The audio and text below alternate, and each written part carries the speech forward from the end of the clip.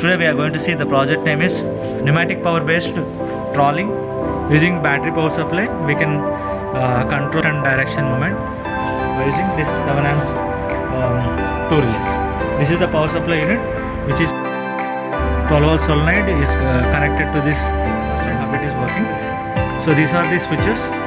So one is for clockwise, one is for anti-clockwise. This is on for pneumatic on and off. So this is the mechanism. See, so the flywheel to control continuous clockwise, anti-clockwise rotation.